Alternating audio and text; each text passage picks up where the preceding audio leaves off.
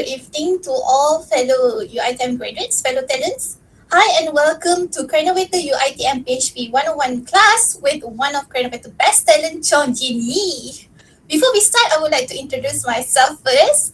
My name is Sohaila. I am the program manager for Crenovator Tech Skill Accelerator program, or in short, we call it Crenovator TSA program. Hello and well met.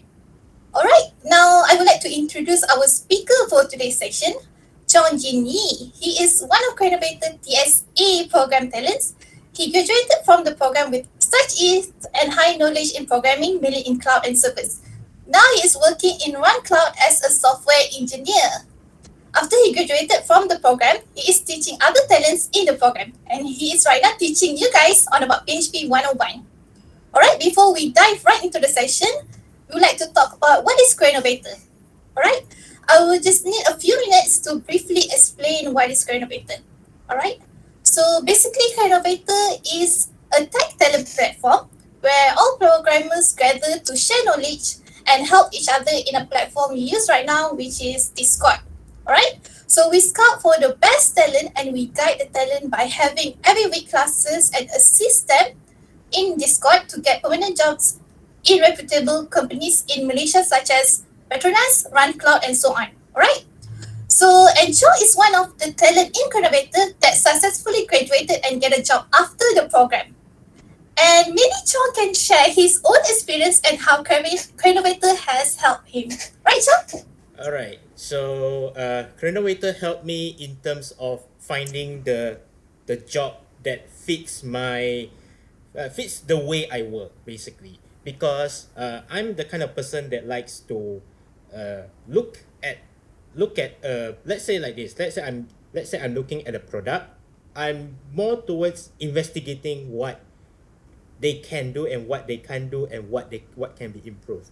But however, not all companies like that approach, because some company thinks that people that does this kind of thing, that it's kind of like a rebellious phase lah for those Banyak tanya macam tu, some sort of like that, I understand. But for me, Crenovator is a place where, as Suhaila said, is a place where and anyone really can share information to help each other to Yes. get better. That's actually the aim of the program. Yeah, that's all. That's all I can say about Crenovator. Alright, thank you so much, Chong. Okay, alright, without further ado, right, without wasting any more time, let's start the session on PHP 101. You may now have the stage, Chong. Thank you. Alright, okay, thank you, Sohaila. So, alright, I think I can skip the introduction since introduction has been done. So, okay, let's talk about agenda. Point number one, ignore it. Introduction to HTTP is not included in this slide because it's too complicated. Let's just leave it that way. Alright, so first agenda, we introduce PHP, arguably the most popular programming language in the back-end web development. So I guess most of you guys heard about web platforms like WordPress, Drupal. These two are some of the most common PHP web application that people will use to build their websites, because they have a lot of functionalities that helps non-computer people to build websites efficiently without having to hire computer people like me. So yeah, and then of course we will talk a little bit about data types in PHP. Not a lot, just enough for you to get started. A bit of loops, a bit of conditionals such as if else, and switch statement, and hopefully if there's enough time, I will do a bit of a PHP code demonstrations. Alright, so without further ado, I think I don't need to talk too much about myself, but I just want to add on a few things. So I'm a PHP developer, Python and Java. So Python is mostly a free time project. Java is during my first 2 years of working in a bank vendor software company. Also works as a DevOps, or in more traditional term is system administration. DevOps is more towards a cloud environment. I own two meme sites, well, sites that has no significance, but it's there. And as Suhaila mentioned, I'm currently working at Runcloud as a PHP software engineer. All right. Next, let's jump right into it. So PHP. So PHP code itself, right? So we always say that each line of PHP code is a statement. That means what does it do? So every statement must end with a semicolon. All right, and I will show you how does a statement looks like. And most importantly, code blocks are wrapped with curly braces for classes, loops, conditions, functions. Don't worry if you are confused about it. I will explain it in a few moments. All right. So the next thing is the next thing you need to know other than just PHP statements is PHP variables. All right. What is a variable? Variable is basically like a, how to say, you can call it like a box that stores a value. So for example, integer, Boolean, strings, characters, and there are a few more, but that's a bit more towards the complicated end of it. At least in PHP and a few other languages, variables start with a dollar sign. So as you can see here, we have a variable called var that has a value of 1, and we also have a variable with underscore, internal underscore value called 69, and also a struggle variable which is true. All right, and most importantly, as you notice that if you see a squiggly line, if you use a code editor such as Visual Studio Code or any other IDEs, squiggle lines means that code is wrong. So in these cases, the reason why it's wrong is because this variable 1 is not exactly a variable, because the reason is in PHP there are rules on what kind of characters that can be used as a variable. In PHP case, it's numbers, letters, and underscores. However, PHP also does mention about that you cannot use number as the beginning of a variable. So you can start with a character first and then later goes to a number. So I can just declare like V1 or VAR1, something like that, but not one var, that kind of way. And most importantly, to note that PHP variable names are case sensitive. That what that means is, for example, for this struggle all caps variable, if you have all lowercase struggle variable, that variable value is distinct. The value is different. They do not mix with each other. So that is the basic basic introduction of variables. So to the takeaway of variable is it starts with a dollar sign. It must start with a letter or underscore, but the variable itself also can have numbers, but just not at the beginning. And most importantly, the variables are case sensitive, so do watch out for capitalization when you're writing a PHP program. All right, next we talk about data types. So on the previous slide, we have seen two data types. So we have seen integer and we have seen Boolean. But of course, we need to have more data types. So in this case, we have string, we have float, also known as double, also known as a number with a dot at the center, if you want to call it that way. And we have an array, and we also have an object. All right, don't worry if you still don't quite get what all these data types are, but I will explain it in the next slide. All right, so first we start with a string. So PHP strings can be expressed in two ways. You can use a double quote, or you can use a single quote. And in PHP, there's a distinction between double quotes and single quotes. In PHP, right? If you use a single quote, everything you put inside, in between the single quote, are considered as the letters themselves. So in this case, if you run print $str over here, it prints out exactly the same as you mentioned. However, if you use double quotes and you put text in between the double quotes, you actually will treat the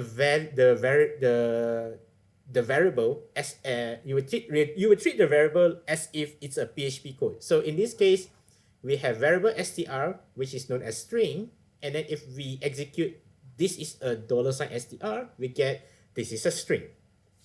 But yeah, basically that's what a PHP string variable looks like.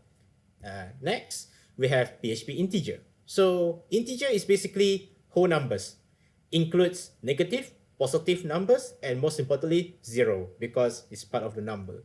And PHP has one little quirk, but hopefully we will consider this quirk as not a quirk in the future, because if you have an older system, let's say back in year 2005 and before that, most likely you have a system that has a 32-bit processor inside. If you have a 32-bit processor inside, PHP integer will only work up to 32 bits of value. If you have a modern computer, which is usually after 2005 or so, then you have 64-bit integer support, which is provided by the processor itself. So on the right, we have the example where we have a variable num, which has a value of 20 in integer, and if we print this value out, we get 20. Because that's the value of the variable. And then in PHP, we can actually know what is the maximum size of the value that is represented by the language itself. So if we call PHP underscore int underscore max, which is basically a way to ask PHP what is the largest integer that you support, then it will print out this very long number, which corresponds to this 2 to the power 63 minus of 1. And then if you call the minimum, then it will call the other end of it, which is the negative version of 2 to the power 63 minus 1. All right. So that's the basic description of PHP integer. And next we have PHP float or double, which is basically a number with decimal points or in exponential form. Although usually we don't really define it in exponential form, we usually define it as a decimal point. It's easier to do it that way. And similar to PHP integer, you also can know the decimal points of how to say. You also can get the maximum float values using PHP float max and PHP float min, and you also can get the precision. So, what is the precision?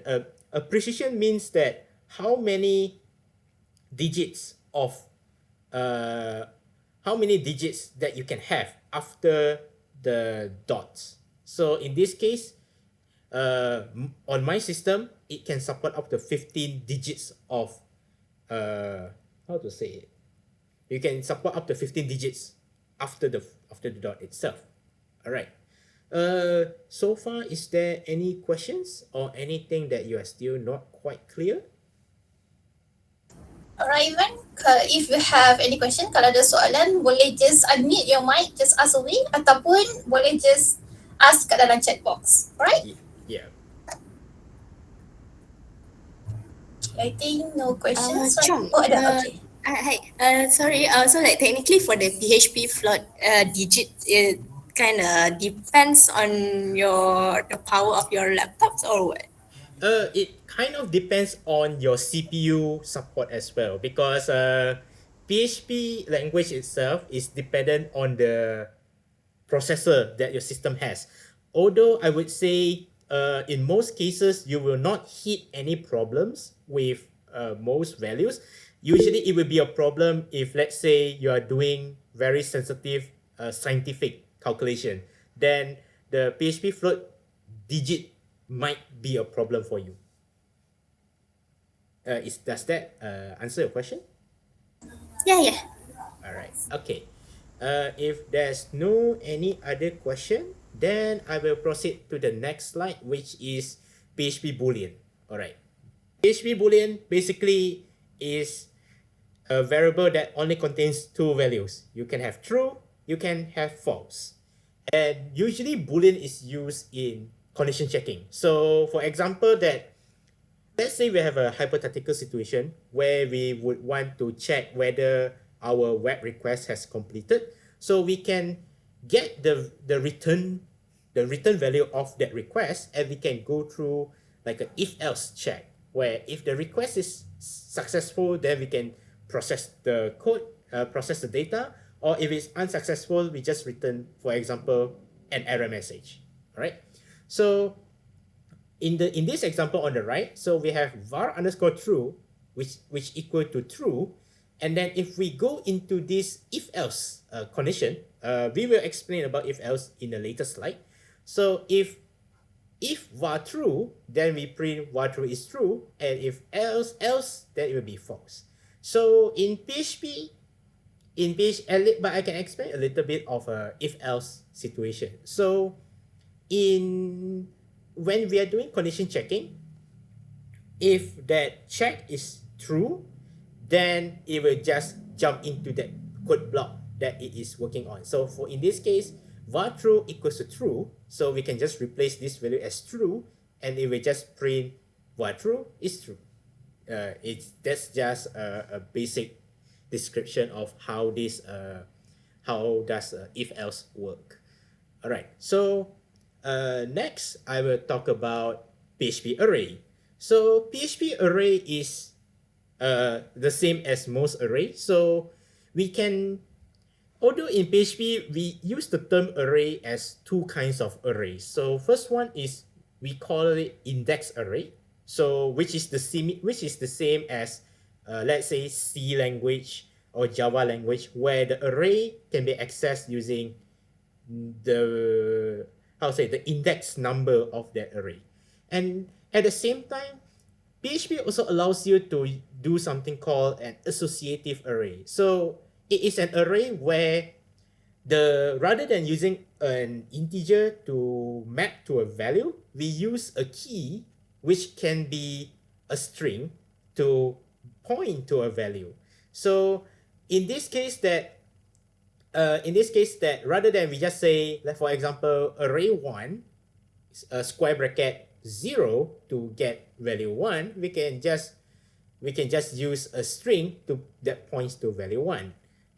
Don't worry about it. If there's enough time, I will show you a few examples of how this works.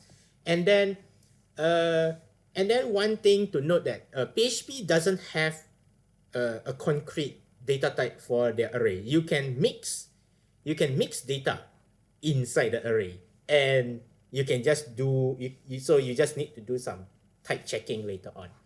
And arrays can also be manipulated through a lot of array functions, but to keep it simple, I omitted this part out as a lesson for the learner itself. All right.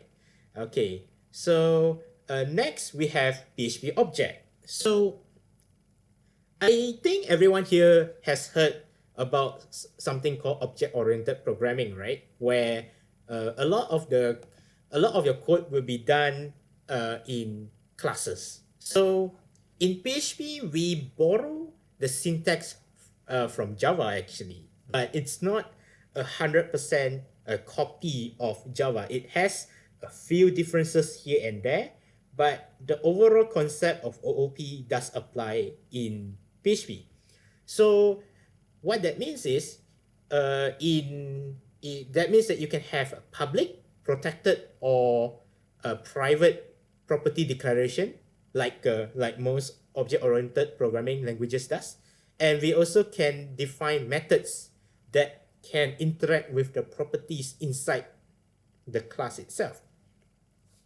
And PHP implementation of object-oriented programming also supports common object-oriented programming features such as inheritance, abstract classes, and interfaces. And there's a few more like traits and contracts, but those are PHP specific things.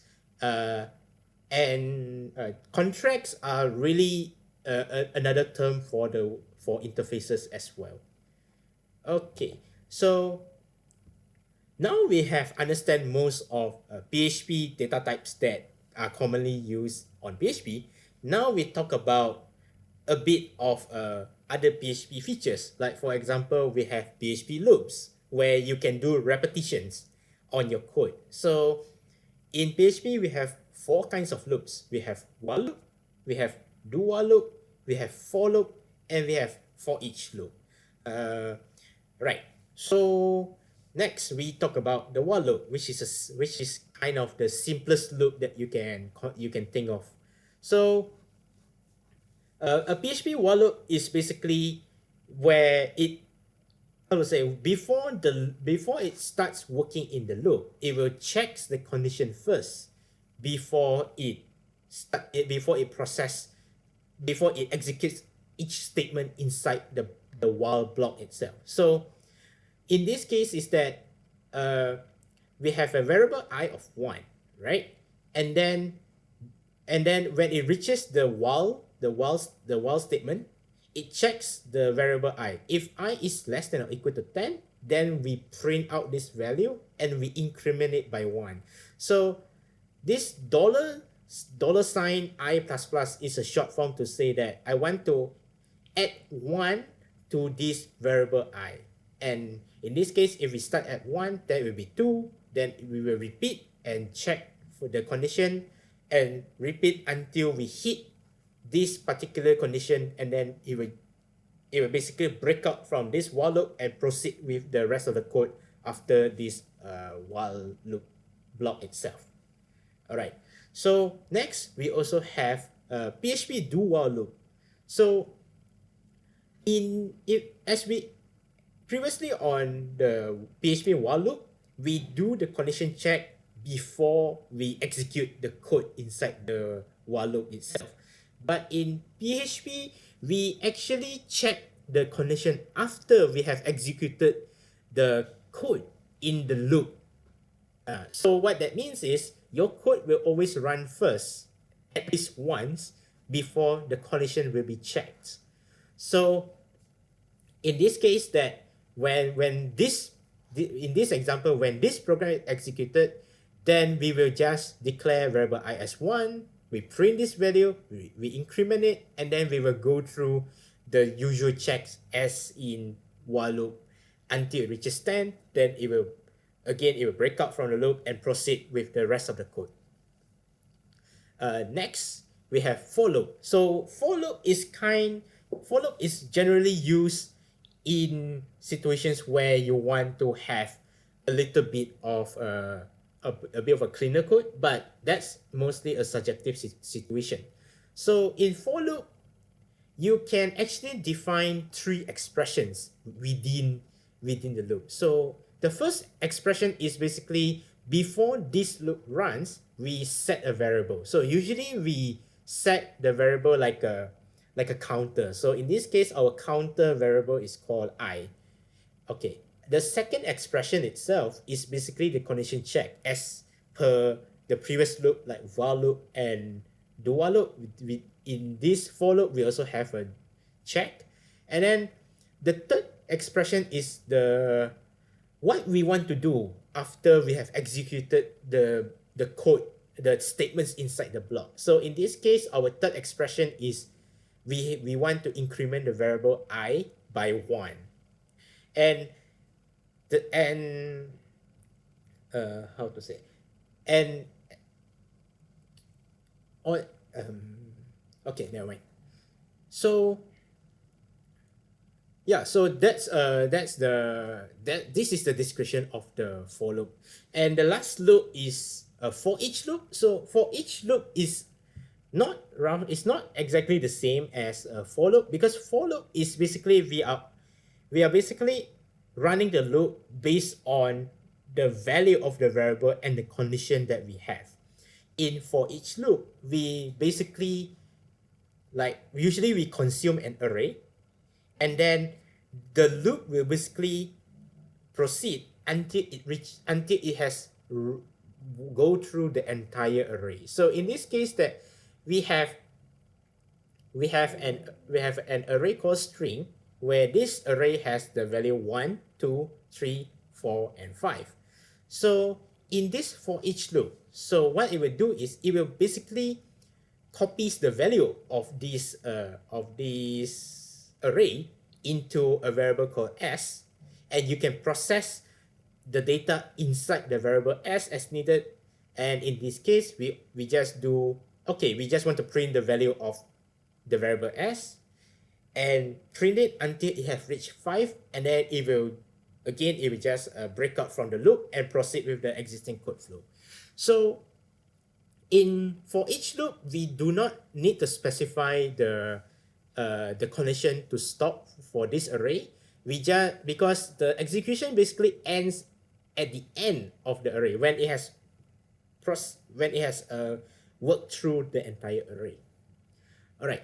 So before I move to PHP conditionals, is there any questions that you would like to ask about loops?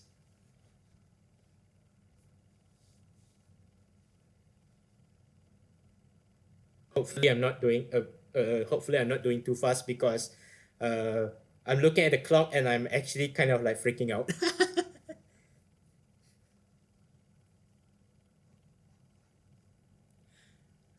All right. I think if there's no other questions, then I will proceed with the last part, which is called the PHP conditionals. And apologies that I missed out another condition, which is called a switch.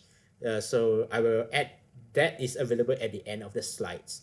All right. So PHP conditionals, we have if else, if else, if else, if else, if else, and then we have switch statement. So now we can know more about it. So in if statement is basically the simplest comparison.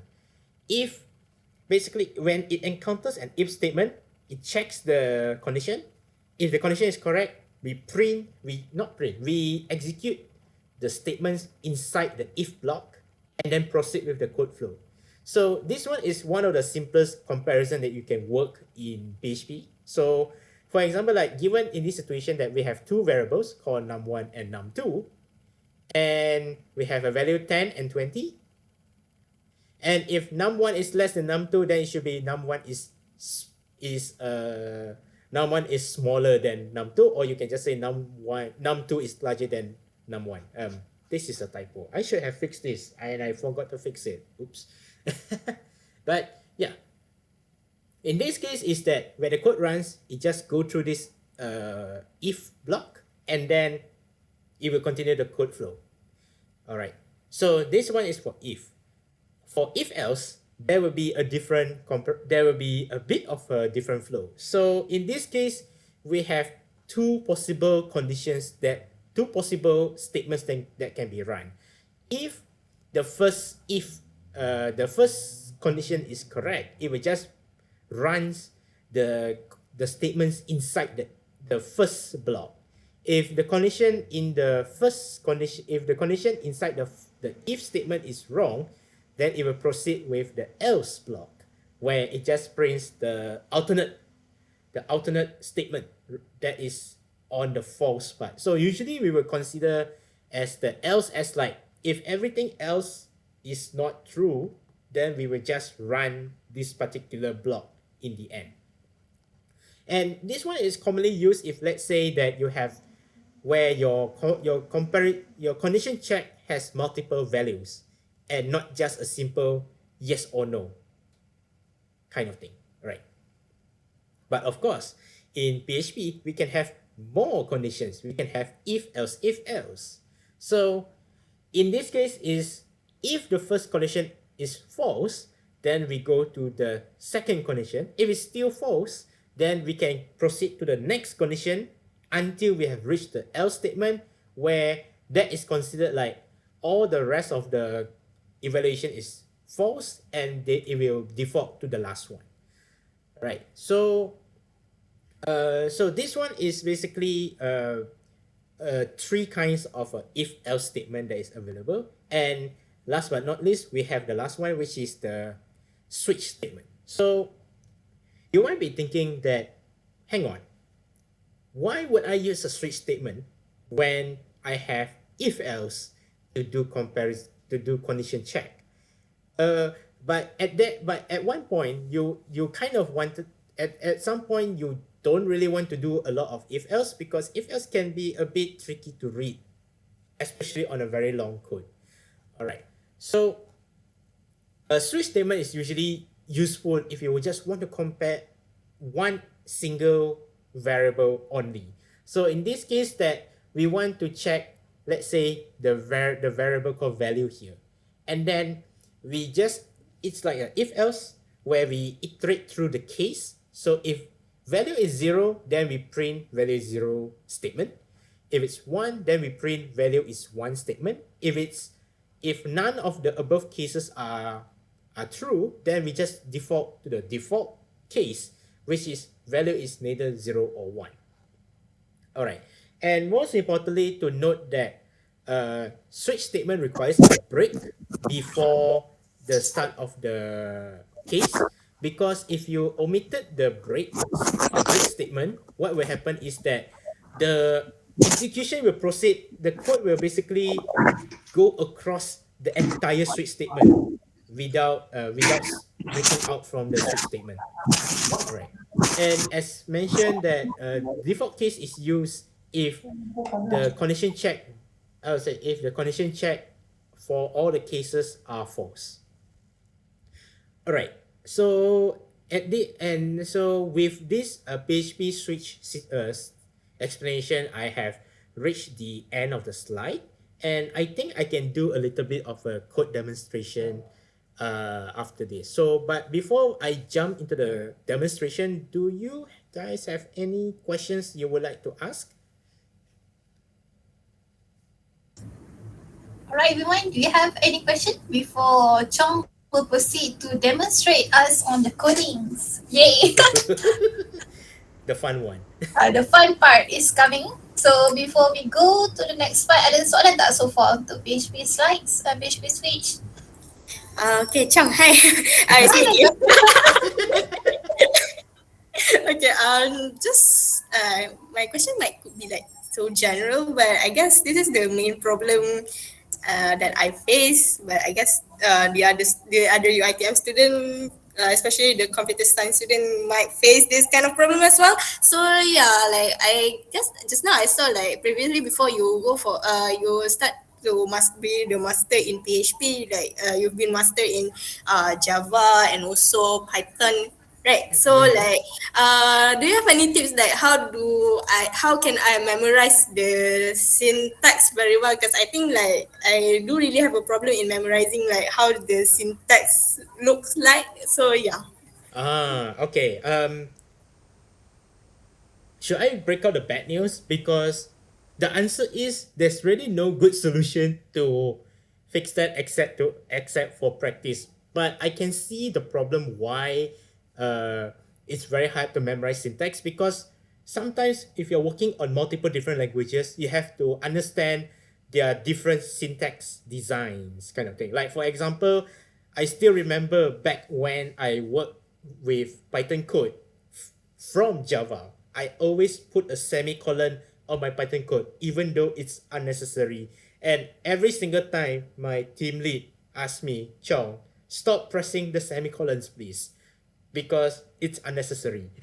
But of course, when I used Python for quite some time and I moved to PHP, now I have two problems because I forgot about the semicolons and I forgot about curly braces, and all my muscle memory on typing my code breaks. So to answer Najwa's question, it's really just a matter of getting used to the language.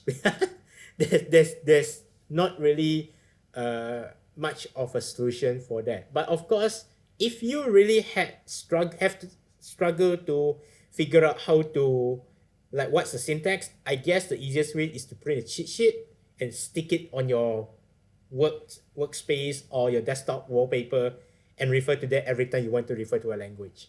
But other than that, it's all practice. I hope that answers your question. Yeah, we'll try. We'll practice on that. All right. Any other questions?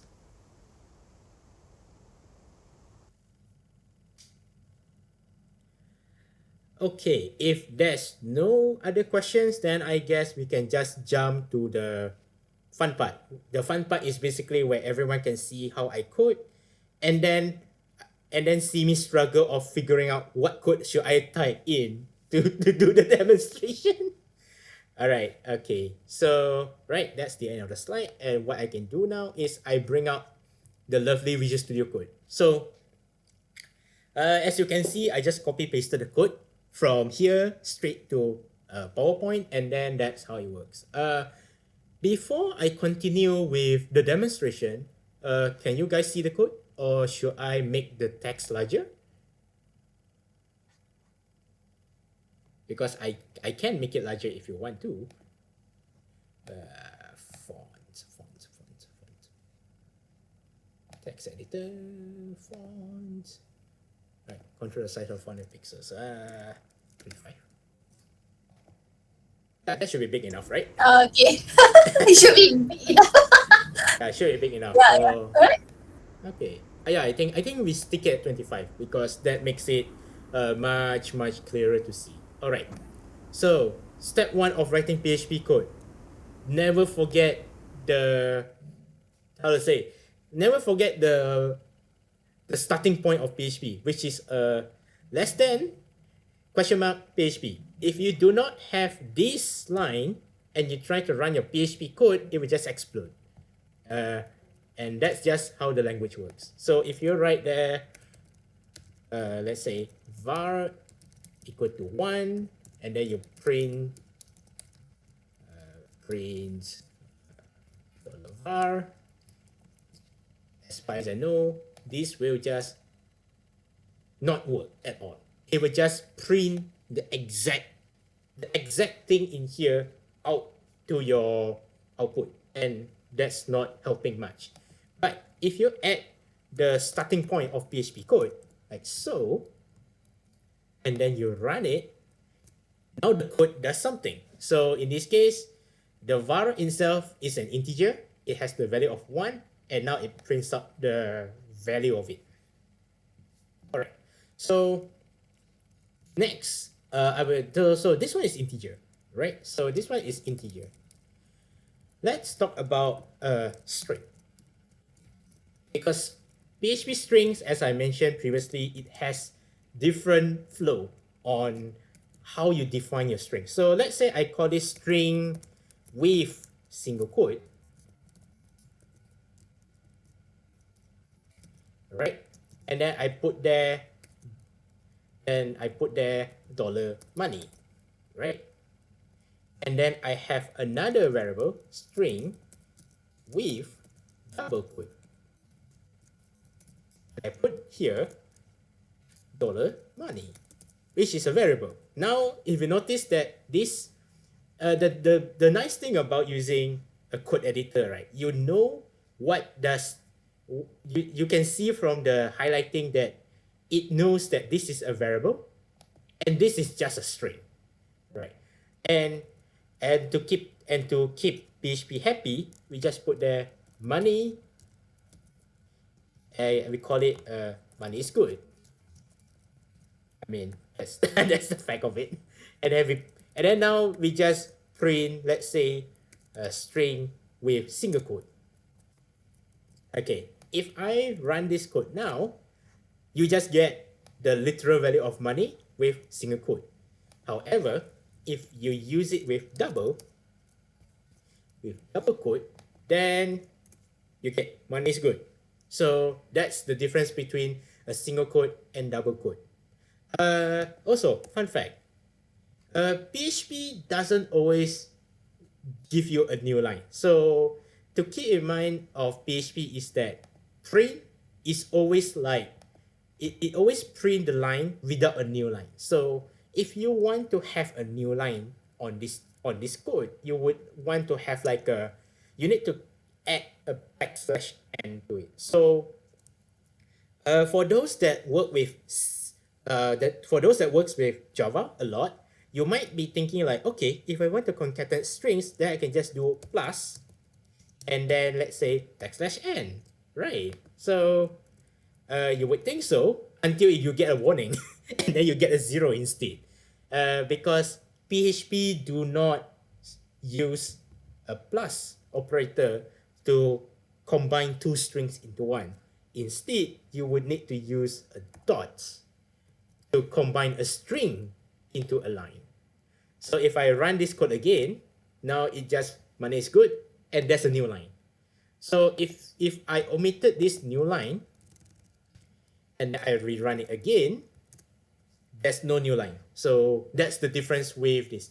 And keep in mind that it looks like there's a new line in Windows, but if you run it on Linux, this new line doesn't exist. This is just it's a Windows command prompt quirkiness kind of thing. All right. What's next? I need to recap back with my slides because I am quite forgetful when I'm a bit tired. But okay. So okay, so we're done with strings, we're done with the integers. Now we talk about floats, right? So floats, as we know that float is a number with a decimal point. So float num is 2.5, and if we print this float num, then you should be expected to see a value of 2.5 in the end. All right. So if you put a lot of zeros behind and you print, and then you still get that. But if you put a value at the back, you will still get that because PHP quirkiness. If you add other values on it, it will still do the same thing. And you add another value on it, you still get the same thing until you realize that, oh yeah, the number of decimal points, because 1, 2, 3, 4, 5, 6, 7, 8, 9, 10, 11, 12, 13, 14, 15. PHP. Okay, don't worry about that. And like as I mentioned just now, we have constants that we can use for getting the maximum number of floats. So we don't mind about this. So if we call PHP underscore float max, and we also call the rest of it, so we call the min and we call the digits, and you run it. So that's a fun one. Okay, give me a moment. So we want a dot, and we also want a \n, and we need to repeat this for the rest of it to give it a new line, and then we run it. So as you can see that this is the maximum number for the float integer, and this is the minimum number of the float integer. As you can see, there's a negative, and then PHP on my system supports 15 decimal points for float. Boolean, there's really nothing much to show other than it's a true and false. But okay, array. So we talk about index array first. All right, so we have two ways of declaring an array. So array 1, we can just say array,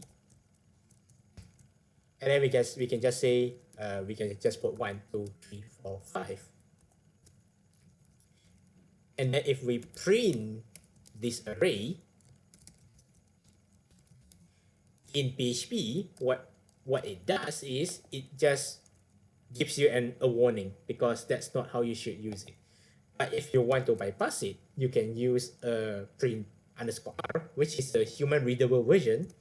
And as you can see, this array has a key of numbers that points to the values, right?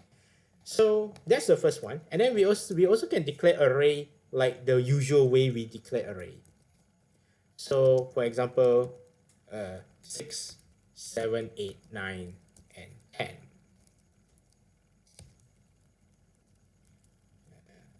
Okay. And then if we change it to array 2 and we rerun it again, now it says 6 to 10. And then that's for index array. And now we have associative array. also known as map, also known as dictionary. Map is a Java term. Dictionary is a Python term. All right. So in terms of PHP associative array, my recommended my recommended way of declaring it should be using square brackets because it keeps things a bit more sane. So for associative array, you still can use integers to mark it to put a value, but at the same time you can also do funky stuff. Let's say 7 points to 3, 3, and now you try to print the array again. Let's hide this one and rerun it. So what happened is that PHP doesn't really has a concept of array sizes, because in PHP array, this is considered 2 elements, but the elements can have keys that is not in order of what you expect. Because let's say in Java, if you say that an array have a size of 7 elements, you will expect it to have it has 7, how to say, you have 7 empty values. But in PHP, that's not really the case. You can declare a lot of numbers actually. And then if let's say I put a 5 without declaring a key, what happened is it will just proceed with the next value available, which is 8, which is after 7. And then you can even put bang as a value of 9, and that's a string. You can even put true. And then PHP being PHP, true is equal to 1 when you output the value, which is also equal to 1, which also can be a funky version of everything. The whole value of PHP is 1. You kind of wanted, if you want to explore a PHP weirdness, feel free to do it, because PHP has a lot of fun when it comes to how data type works in PHP, because it doesn't have a data. It's not saying that it doesn't have data type, but it is not strict at all, and you can change the data type as needed. So this particular line demonstrates that an array doesn't really need to be of the same data type, unlike languages like Java. So it can be anything. It even can be a new object. What's it? I forgot how to spell that. New. I think they will fail. Oh, never mind. But yeah, that's just a bit of an introduction of array. Always fun. Always trips people up when I try this kind of a boolval PHP, because data type conversions are the thing. What should I talk about next? Yeah, I should talk about classes as well. So if I make a class, so I can use this. So let's say we call it a class name. We don't need extends, we don't need implements. So extends and implements are basically inheritance and interfaces in that order. So in a class, you can have private, data, private property. So let's say private property. We also can have public property.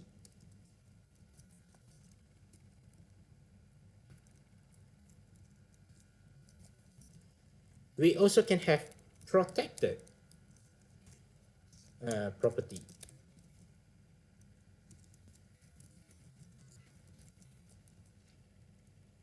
And then at the same time, you also can have methods as well. So for example, public function, I should call it get private property. So we just return private property.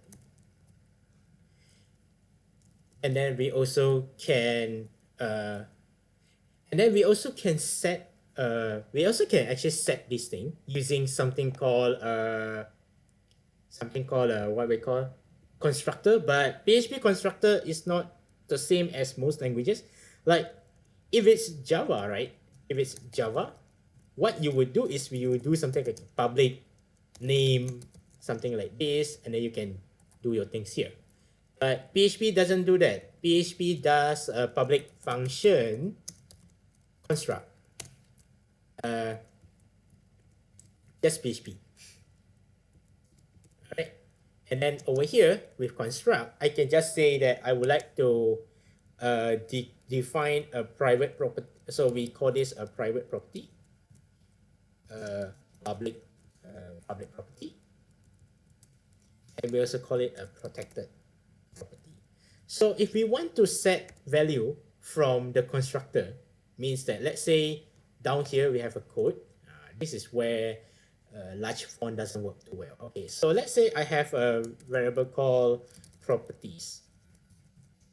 We call it new name, right? So we would like to define a private, public, and protected properties here.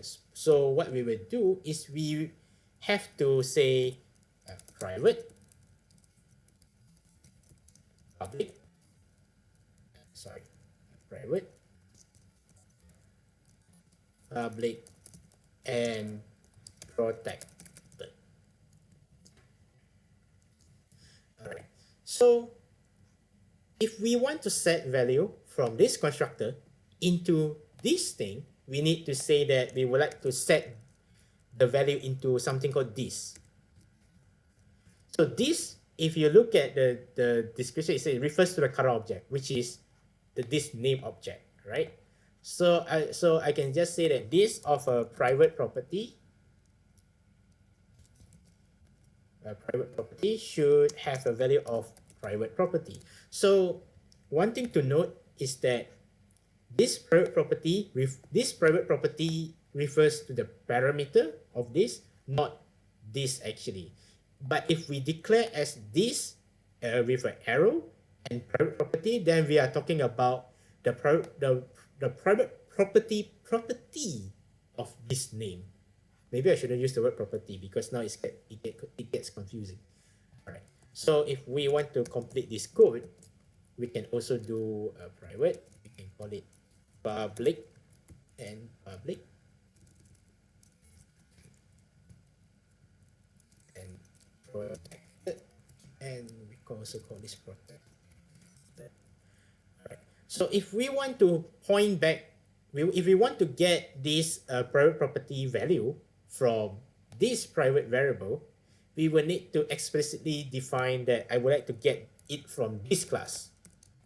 So this is a private property, and if we want to get the public function of get protected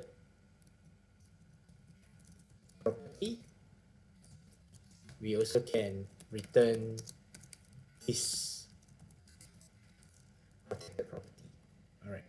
So if I want to print this value, so what I can say that print properties get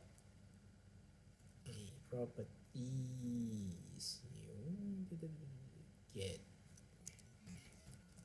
So we can call the get private property, and then we need to add a new line to make it print.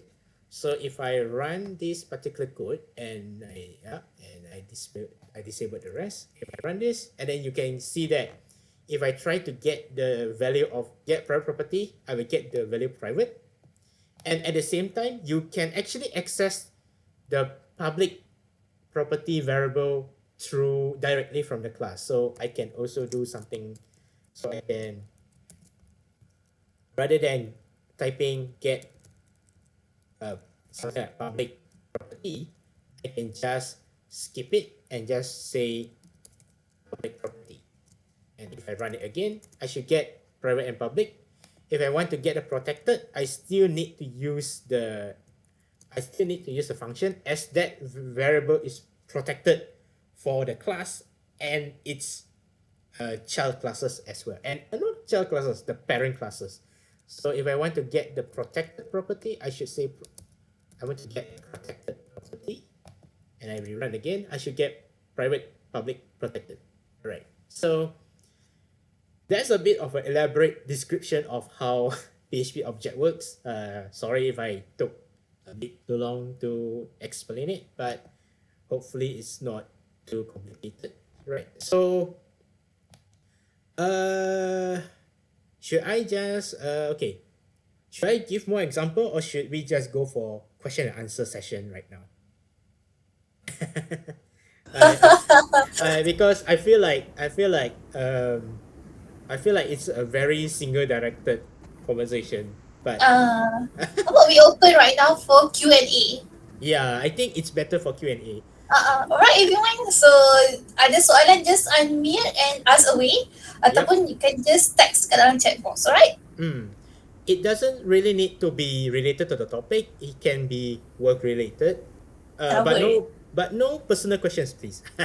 Yeah, relating to coding, right? Coding, programming, IT. Yes, Yeah. any questions? IT, university things like how do you study? Okay. Open question. Alright, everyone. So ada question you can just ask. Nak minta tips kah sekarang lah masanya? Minta tips No. ke? Yes, sebab yes, because Chong is one working. Yes, ada soalan di situ. Oh. Okay, alright. So DevOps, okay. I think this is a very common question with a very open answer. So let me just double check that before I saying the wrong thing, because it is very I'll say the question itself is a very opinionated question. All right. So what is DevOps? So DevOps is really a combination of two things. So we are combining the software development and IT operation into a single department. So okay, what I meant by DevOps, right? Okay, let me open a new tab and let me all go to diagrams.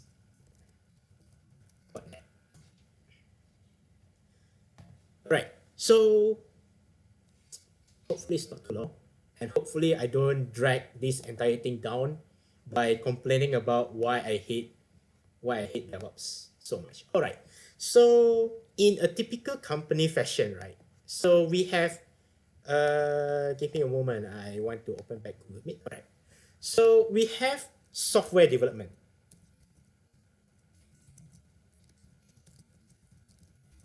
All right.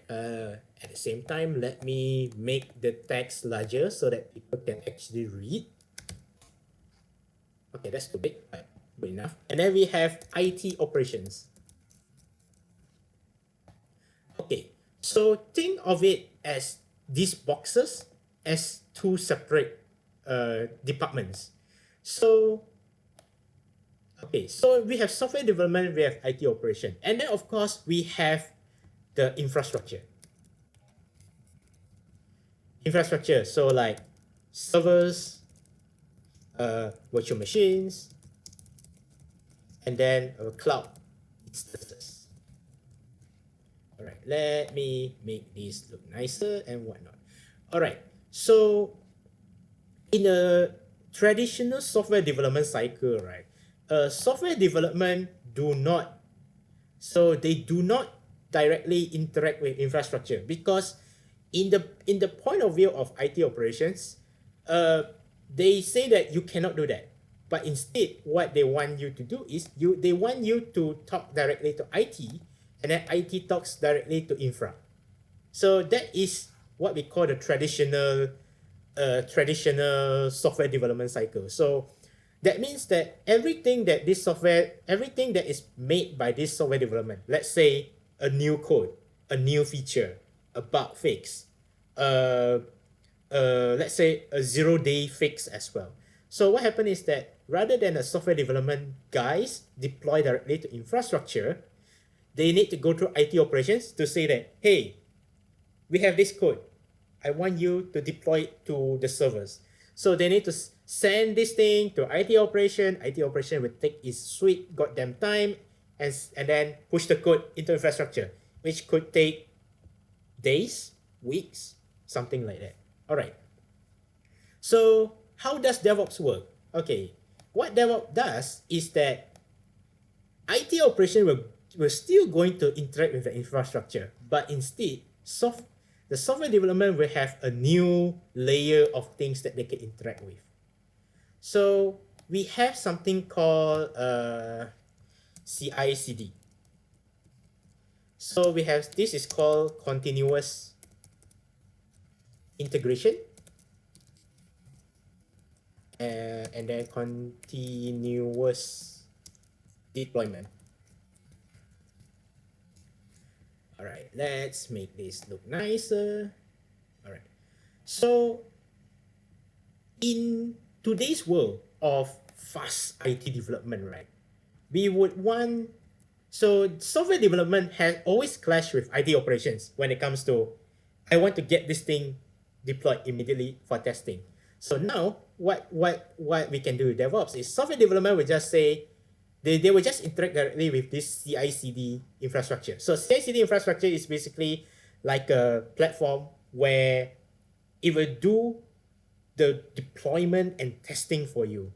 So this CI/CD in the end will also talk to infrastructure, and then the IT operation will interact directly to the infrastructure itself. Let me put it nicely.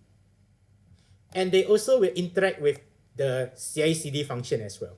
So it kind of makes both teams together, and the principle is that software development, software changes can be deployed faster into the infrastructure, which reduces the time taken for the software to go to production, and reduce the burden of IT operations to handle software development tasks for software development people. I hope that explains a little bit of DevOps. Software engineer really just two things. One, you write software. Two, you kind of design software. You have to do both things at the same time. Although if you write code, then you will call yourself software developer. But if you do software, a little bit of a software design, you can call yourself software engineer. Although that topic is highly contested. It depends on which article you are reading. I hope that answers your question. Yeah, it's a very, how to say, it's a very open-ended question as well. But it's a good question nonetheless. Alright, so any other question? A good Okay. question, really. Yeah, I always appreciate good questions. Yes, any more question?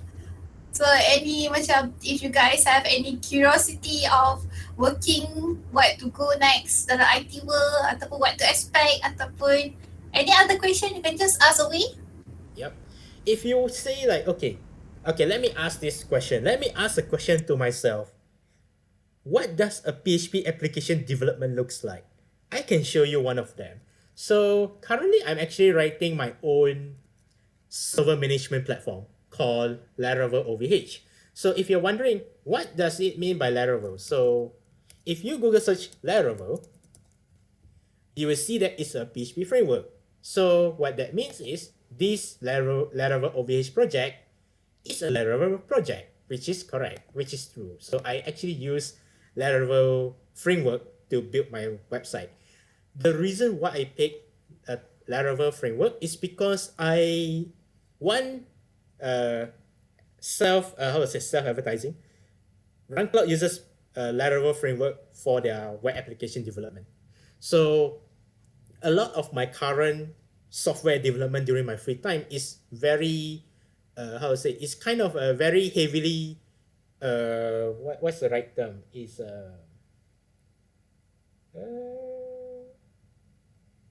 very heavily inspired lah. Let's say that way. So if you're wondering like how does PHP code in Laravel looks like, if you write the code, then it kind of looks like something like this. So you so like for example, like this is the handler function where I will connect to a Laravel. In this case we have a service called so you start. So you start is basically a server provider company. So they offer you like servers, essential servers and game servers, those kind of situation. And the reason why I'm building Laravel OVH is because I wanted to interact with this So You Start provider from my own code. That's basically the aim. So in this case that I'm basically querying, I have a server. I would like to know what MAC address is available. So hence the virtual MAC. But this is roughly what you can expect from a Laravel project of a very basic level. If you're entering like a very complicated Laravel project, you will expect something of not 14 commits, but more of like way too many commits. Let's say whether Laravel has a good repository to look into. Yep. Guess what? Laravel.com runs on Laravel. What do you know? So if we look at the typical Laravel application, so if you're wondering like how does Laravel application render a web page, so you can look into the app folder, HTTP, controllers, and then you have a lot of this controller, right? So most of the time you can find the code in here. Let's see, docs controller. So the docs controller now, it will have like, okay, let's say in the show function, it will just basically it will handle the code for you, those kind of things. So basically this is the controller class, and then this is the function that handles the page rendering. This is the processing, and then at the end we have a return. So this one will render the web page for you. That's roughly how PHP application, how Laravel application looks like. So I believe Laravel.com website is really just it's basically this page. So they have a lot of they basically use one entire thing for their own. That's how I see it. So if you are interested on understanding what is Laravel and you would like to practice Laravel after you have understand PHP a bit more, because I don't recommend you jumping into Laravel straight away because you will drown very quickly. So learn a little bit of PHP. Don't worry about learning a bit too slow or inefficient learning. That's basically what you can expect on the starting point. So you do need to understand a little bit of PHP before you can jump to Laravel. So understanding PHP is a key to basically every framework. Laravel is one of them. Alright, okay. So any other questions before Suhaila can close down this event? Any other question? Maybe Laravel will be our next topic, Chong? Maybe. Yep. Yeah, Yes, hopefully we can do another session on Laravel. Alright, Yep. so everyone, is there any other question? You can just ask away, text in the channel. Yep. Wait, in the channel, right? Dah biasa pakai Discord dah. In the Yeah. Google Meet chat box, sorry.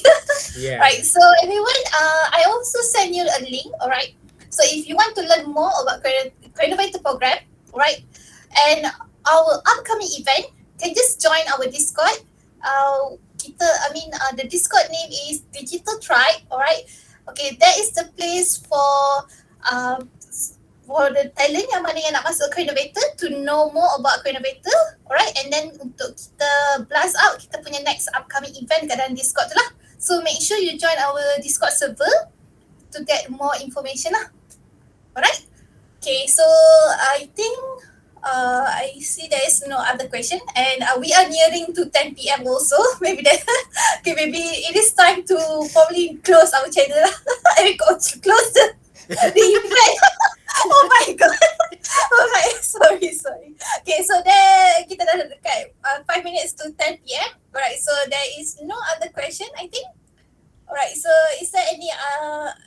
closing remark from you, Chong, before I end the session? All Any right. like last words? Okay, last word. I would say like this.